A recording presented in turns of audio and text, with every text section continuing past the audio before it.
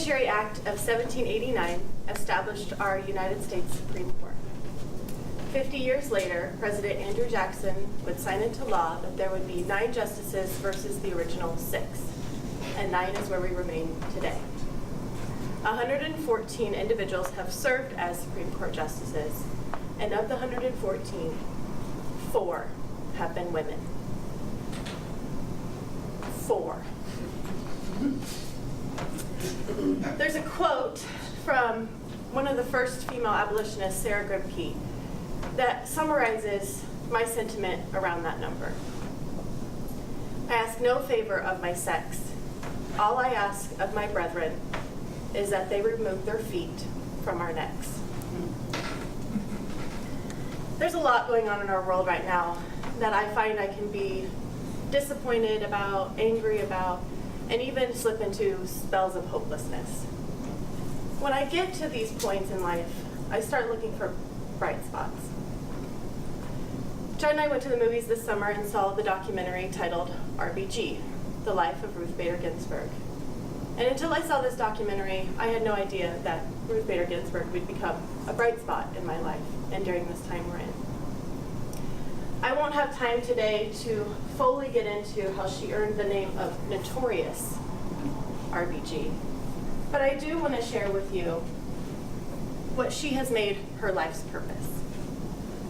As Ruth set out as a young attorney, she realized the biggest impediment to her success would be the fact that she was born a woman.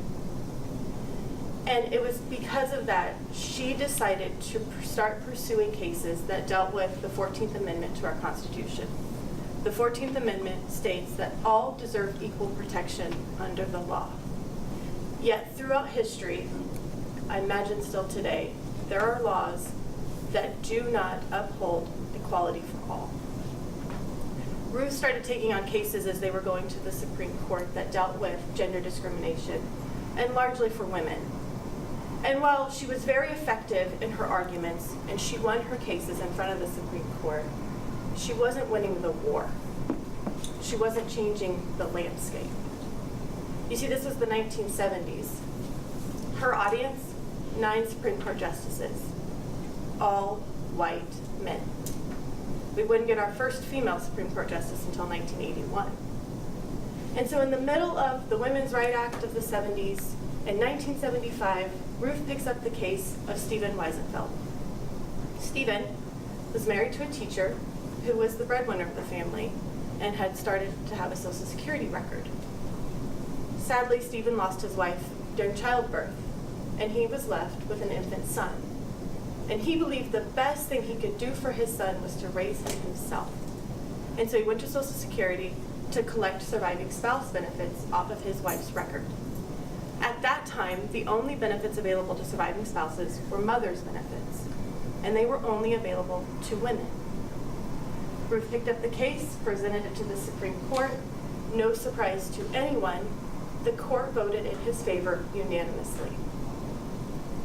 What Ruth did was she brought forward a case to her audience that they could somewhat relate to. And she showed them that gender discrimination in our laws is not merely a women's issue, that it impacts everyone. She started to change the landscape. She would go on to be very successful as an attorney and eventually landing herself as our 107th Supreme Court Justice, number 2 of the 4 women. Ruth would tell us that there's no way that she would have arrived in that seat had it not been for Marty Ginsburg, her husband. Not because Ruth needed a man to come along and make her successful, but Ruth was quiet. She was reserved. She preferred to display her protests through print versus painted signs. Marty was scintillating. Marty believed in Ruth and the work that she was doing to carry forth our U.S. Constitution. And he made it his life's purpose to make sure Ruth was successful. So when a spot opened up in the Supreme Court, it was Marty who was out there lobbying and getting her eventually what would be a meeting with President Clinton. Marty got her to the door, but President Clinton would tell you that it was that interview with Ruth that sealed his decision to name her as the Supreme Court Justice. What I love about the union of Marty and Ruth is that they set aside gender roles. They set aside what culture would tell them should be their responsibilities. And they came together as two humans with unique strengths, and they saw value in each other's strengths. And they stripped away all that gender roles, came together and said, what can we do together with our combined strengths to really make a difference? This is where I believe we're getting it wrong today. It's not man versus woman, it's not black versus white, it's not all these discriminating factors. It's about taking a step back and reminding ourselves we are all humans. We all have inherent value because we all have strengths. I hope that I've piqued your interest just enough that you would go out and watch the documentary yourself. It's called RBG. You can find it on Hulu. You'll learn about Ruth Bader Ginsburg's friendship with Justice Scalia. They called them the odd couple. Two people that could not have been more politically opposed, coming together because they had a love for opera. And they had this rich friendship, and you can tell they had such respect for each other. And there's examples after examples after examples of this reminder of how we should be approaching our fellow human. During the Obama administration, there was many people that asked Ruth to step down, to retire, so that President Obama could name the next Supreme Court Justice. You know, while Ruth has spent much of her life being reserved and meek and quiet, if you observe her as of late, the gloves have really come off.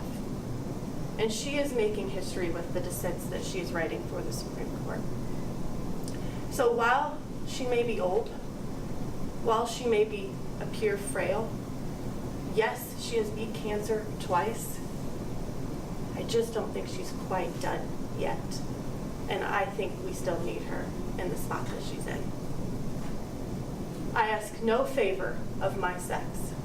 All I ask of my brethren is that they remove their feet from our necks. Thank you.